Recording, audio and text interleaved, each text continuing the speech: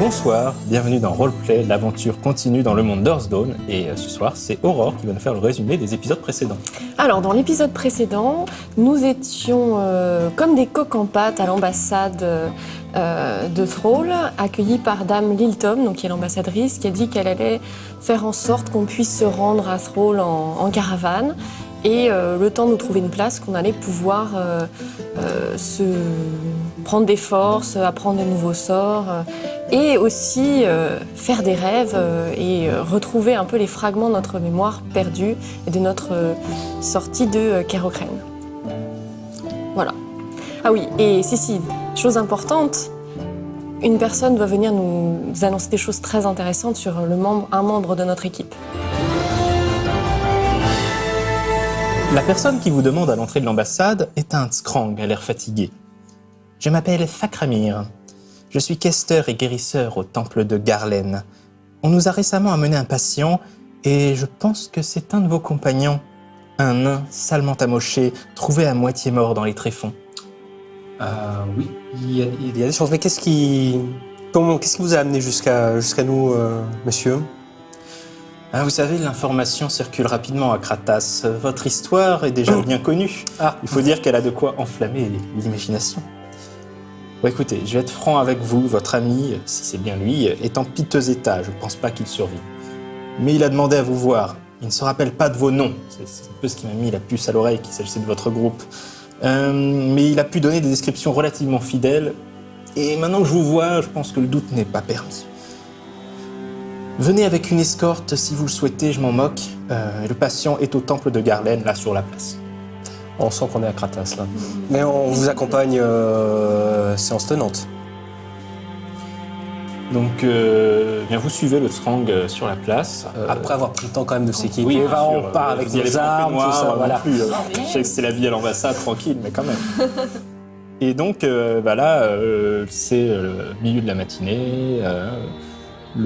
La place est animée, les gens vont et viennent dans les temples, sauf ceux qui sont scellés évidemment. Quant au temple de Garlen, il tient davantage de l'hôpital que du lieu de culte. Comme la plupart des autres temples de la place, le bâtiment a fait l'objet de réparations de fortune, et ceux qui ont fait les travaux semblent n'avoir pas vraiment prêté attention à la cohérence architecturale de l'ensemble. Toi, en tant que... C'est du travail dégueulasse. Mais bon. Voilà, ça te choque. C'est pour ça qu'il est malade, le nain. Il supporte pas d'être dans un bâtiment pareil. Mettez-le au temple d'Oupandal, il va retrouver la santé en 2 minutes. Mais bon. Clairement, ce qui leur importait, c'était surtout que le bâtiment tienne debout et puisse continuer à remplir sa mission. Les étages supérieurs restent toutefois très endommagés. Quelques échafaudages qui montrent que des travaux sont en cours, mais c'est pas pour tout de suite que l'hôpital pourra s'étendre en altitude. Vous pénétrez à l'intérieur du temple. La salle centrale abrite, en son centre, un grand âtre qui, à cette heure de la journée, se limite à quelques braises rougeoyantes. Une grosse marmite est suspendue au-dessus des braises et au vu des tables disposées de part et d'autre de la pièce, il est facile de deviner que le temple fait également office de soupe populaire. Vous remarquez une demi-douzaine de gardes dans la pièce, des mercenaires à première vue. Une humaine portant la toge des questrices de Garlen s'est assoupie à l'une des tables et vous voyez du coin de l'œil un des gardes lui poser délicatement une couverture sur les épaules. Ces mercenaires travaillent au temple de Garlen par choix et par conviction, car c'est probablement pas le travail le mieux payé de Kratas. Quelque part, ça vous met du baume au cœur. C'est chaud, ça change. Les gens gentils. Fakramir vous fait signe de le suivre à travers un couloir.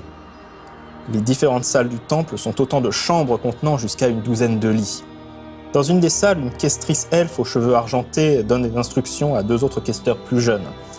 Elle tourne la tête vers vous et vous observe de pied en cap avec des yeux aussi anciens que perçants. Puis elle fait un signe de tête à Fakramir et retourne à sa tâche. Fakramir, remarquant que vous êtes un peu troublé par ce dévisageage en règle, vous explique Negliana a été la première questrice de Garlen à s'installer ici après le châtiment. Peu de gens s'en souviennent, mais c'était une voleuse légendaire dans sa jeunesse. Des questeurs de Garlen lui ont sauvé la vie autrefois et elle a décidé de payer sa dette en consacrant le reste de ses jours au service de la passion. Du moins, c'est ce qu'elle raconte. Ça explique pas pourquoi elle nous fait la tête. Enfin, Fakramir vous mène jusqu'à une chambre un peu à part. Un garde est posté à la porte, un autre à l'intérieur. Et puis il y a une silhouette étendue sur le lit. C'est un nain, le visage et le corps couverts de cicatrices, la bouche édentée, un bras et une jambe amputés. Et pourtant, il ne fait aucun doute qu'il s'agit bien du dernier membre du groupe parti de Kérocrène, le guerrier nain, celui qui dirigeait l'expédition à la surface. Votre cœur se serre de le voir dans cet état. Il est conscient?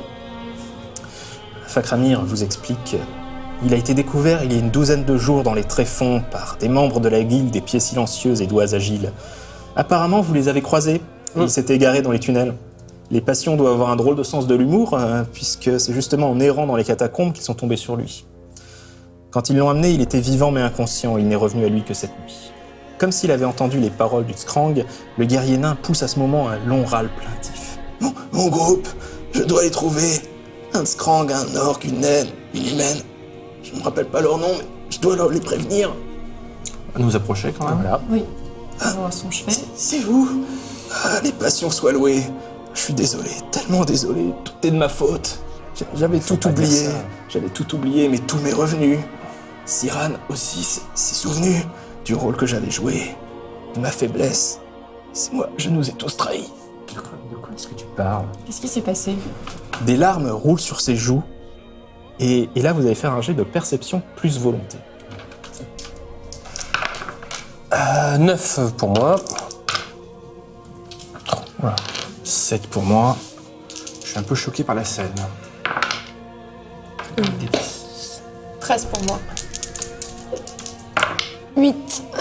Et donc, c'est toi, Frela, qui, en voyant ce triste spectacle, aussi la mémoire te revient et d'un seul coup, tu te rappelles de tout.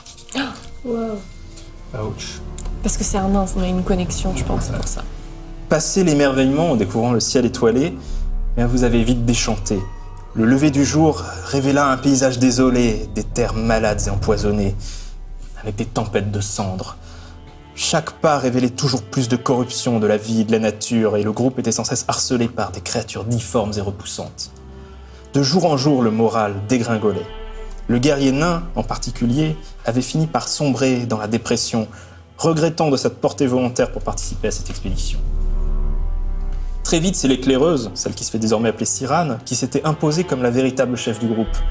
Elle disait que sa passion Rashomon lui donnait la force de tenir bon et de ne pas perdre espoir. N'était-elle pas la passion de la persévérance? Et l'espoir avait fini par venir après être finalement sorti des marécages lorsqu'un groupe de navires volants était apparu au-delà d'une crête rocheuse. Vous ne saviez pas alors qu'il s'agissait d'esclavagistes. Siran avait recommandé de ne pas attirer leur attention, de se contenter de les suivre de loin, juste au cas où. Mais le guerrier nain, lui, n'en pouvait plus. À l'insu du reste du groupe, il alluma un feu pour alerter les navires de votre présence. Et vous n'avez pas été en mesure de leur échapper. C'est toi! C'est lui! C'est lui! Il a perdu un bras et une jambe, je pense qu'on peut...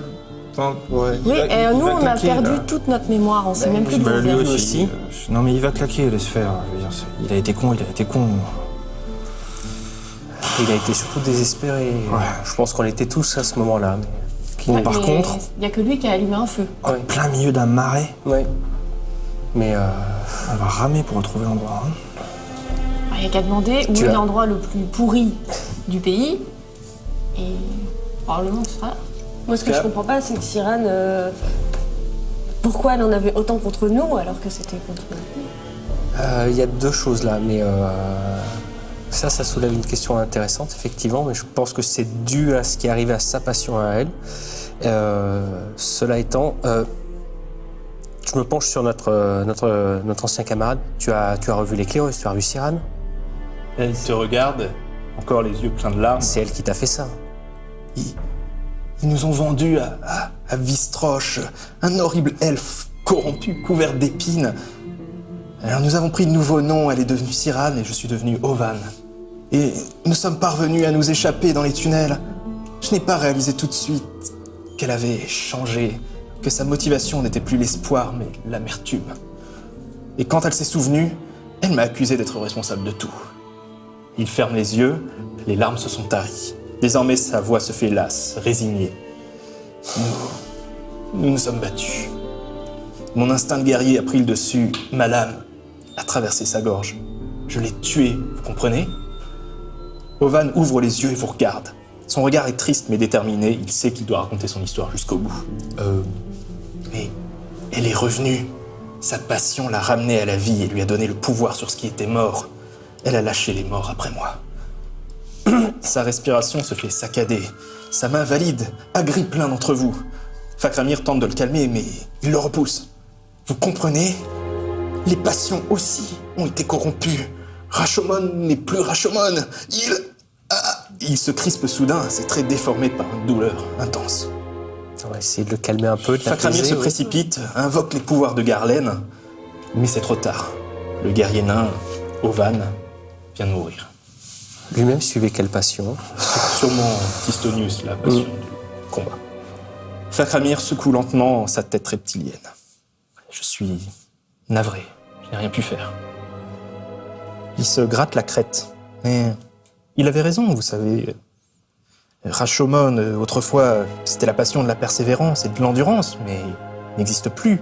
Elle est devenue la passion de la vengeance, de l'amertume et de la corruption. Certains disent qu'elle est plus terrible encore que les horreurs. Désormais, on la nomme Ragok. C'est quelque chose de similaire qui est arrivé pour 10, c'est ça? 10, Vestrial et Ragok, les passions devenues folles.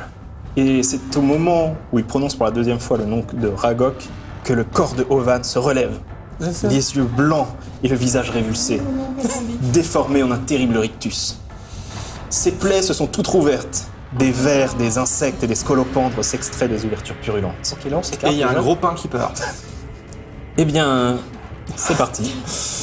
J'aime bien les réflexes de notre orc. Ah, mais je suis désolé, mais moi, c'est un zombie qui me saute sous le pif, c'est coup de griffe direct. Hein. Hop, des 10, des 6. Eh ben, 10. Tu touches et donc là, tu fais tes dégâts. 7. Sur un être normal, ça aurait sûrement fait... Enfin, ça lui aurait causé sûrement une douleur terrible. Mais là, ça n'a pas l'air de tellement le gêner. Et même, du coup, les traces de griffes deviennent à nouveau purulentes et s'en échappent toutes sortes d'insectes répugnants. La créature ricane, mais la voix qui s'en échappe n'est pas du tout celle du nain que vous entendiez à l'instant. C'est autre chose, quelque chose le possède.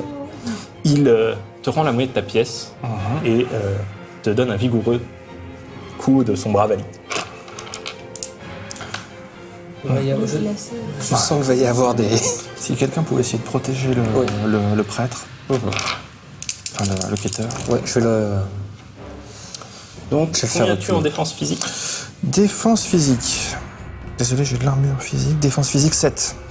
Bien, il te touche. Et du coup, il inflige 6 dégâts. Mon armure physique étant 6, ça va. Voilà, c'est J'encaisse. ton armure absorbe. Là, vous l'aviez un peu oublié, mais Chao, qui était sur son épaule, en train de dire « Oh putain, j'aime pas ça, j'aime pas ça, j'aime pas ça, j'aime pas ça !» C'est donc à toi de réagir désormais. Je vais attraper notre ami quêteur et effectivement le faire reculer, le mettre à l'abri et dégager le champ pour que nos lanceuses de sorts puissent passer à l'action. Donc tu confies le questeur au garde qui se trouvait là, du coup, qui Voilà. fait un peu bouclier et le protège. J'en profite quand même pour dégainer ma lame, mais effectivement d'abord on met à l'abri le mec sympa de l'histoire. Et du coup, eh bien, c'est toi, Angela, désormais, qui peut... Du coup, dans ma matrice, j'ai un cercle glacial, donc au contact, je peux lui infliger des dégâts de froid et le geler. Donc je vais essayer de faire ça, comme ça Vas-y. gèlera tous ces trucs dégueux qui sortent là.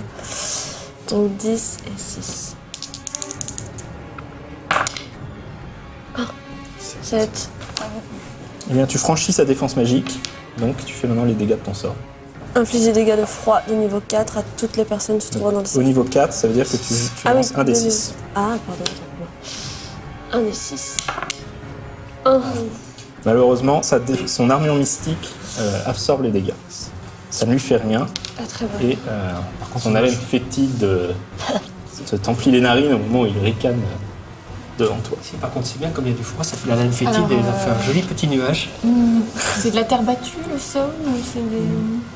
Malheureusement, c'est relativement propre. Il passe le balai, il n'y a pas vraiment de poussière. Et moi, il me faut de la terre pour lancer les dards de cristal. Alors, normalement, si tu les lances régulièrement, tu dois avoir une bourse de terre accrochée à la D'accord. ceinture, ça paraît probable. Je lance des dards de cristal. Je pense que tu peux utiliser ton sort au moins 2 fois avec ce que tu as, effectivement, dans une petite bourse de matière première. Oh, c'est pas Non, vrai. c'est vraiment pas grave. Je crois qu'on est un peu choqués. Je jette de la poussière au visage. En même temps, c'était notre pote, Voilà. donc c'est un peu compliqué. Ouais. Enfin, c'est un peu à contre-cœur, inconsciemment. C'est un peu traumatisant là comme situation. Le deuxième garde qui était à l'extérieur de la pièce, pendant que le premier est en train de sortir, le questeur, le deuxième garde entre, tente un moulinet d'épée, mais la créature, le cadavéreux, esquive le coup tout en ricanant. Si j'ai raté mon sort. Je peux peut-être sortir mon glaive. Tu peux le sortir, mais tu pourras pas l'utiliser là dans la foulée. Ouais. Et moi j'ai. Ouais. C'est à nouveau à toi. Ouais, ça nous va. Allez. Moi j'ai aidé notre pote à sortir. Alors, J'ai mis Ciao dessus. honnêtement, non, alors déjà, non, je pense que Ciao, il y a eu Capuche, Ciao. On ne lance pas les. Capuche en arrière pour qu'il aille se réfugier. Moi, je m'achète de quoi te protéger. Et là, le coup de griffe, le deuxième va partir. Hein. Si le premier n'a pas suffi, on va en remettre une couche.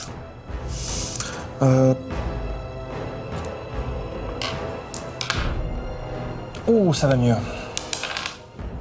6, 7, 8. Hop. 13.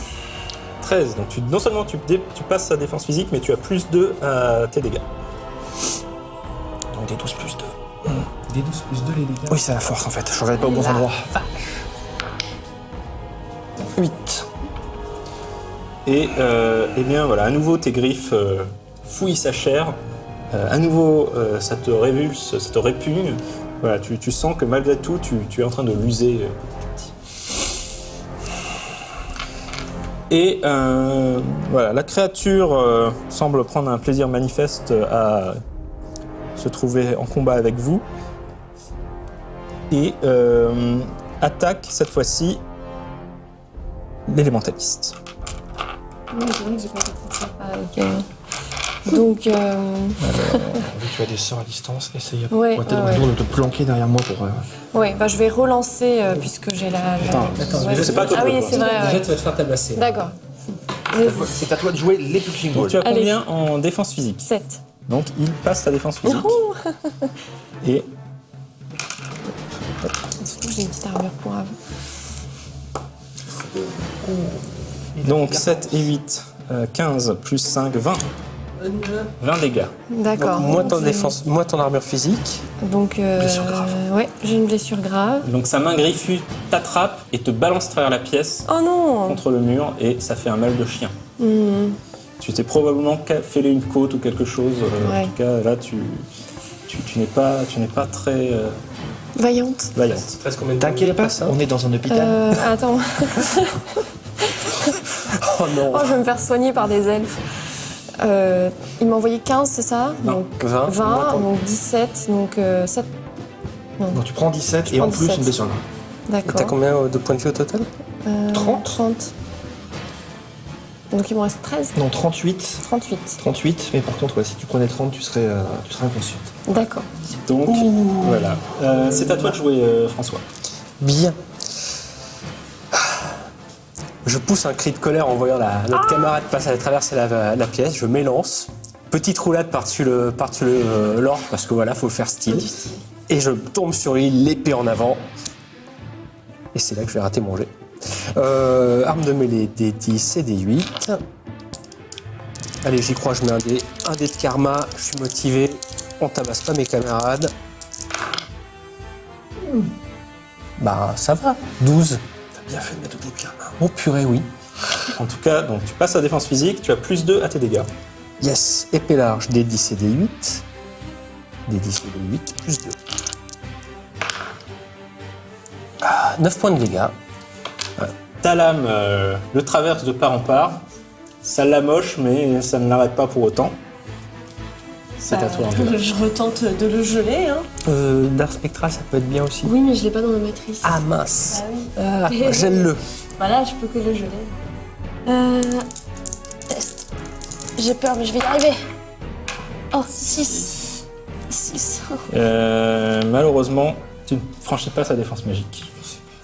Ah, mais psychologiquement, ce combat n'est pas facile, je pense. Non, c'est à toi, Aurore. Donc tu es sonné, blessé, mais... J'ai une côte en capilotade et donc je vais essayer de lui jeter des dards de cristal cette fois. Voilà. Par contre, tu vas avoir moins de à ton jet, car tu es Blessé. tu es sonné. Voilà. 6. Donc Oupandal soit avec moi. Oh, on relance un des 10. On est déjà à 15. Donc 22. 22 moins de 20, donc non seulement tu franchis sa défense physique, mais tu as plus 4 à tes dégâts. Ah, C'est l'élan. d'accord. de survie. Voilà. Donc les dégâts, donc c'est volonté plus 6. 10. Relance. Relance. 9. 19. Et 6. 25. Plus 4, 29. Ok. Je pense que tu l'as Bon, fait. je crois que j'ai... Voilà. Voilà, le fait que ta vie soit en danger peut-être, Ouais. ou en tout cas, voilà, tu balances tout ce que tu as. Tes dards de cristal traversent la pièce en sifflant, Si elle traverse le nain en même temps, c'est ça. le perce de part en part et vont le clouer au mur. Oh, c'est sale quand même. Il ricane, il ouvre sa bouche édentée de laquelle coule un liquide noirâtre et nauséabond et te parle avec une voix ancienne et terrible. Ma servante vous attend ce soir dans la citerne des tréfonds. Si vous refusez de lui faire face, mon courroux vous poursuivra jusqu'aux confins de ce monde et consumera vos cœurs. Sur ces mots, le corps de Ovan retombe au sol, cette fois-ci bel et bien mort. Ok, c'était super flippant. C'était dégoûtant aussi. Et la suite Ouais. au prochain épisode.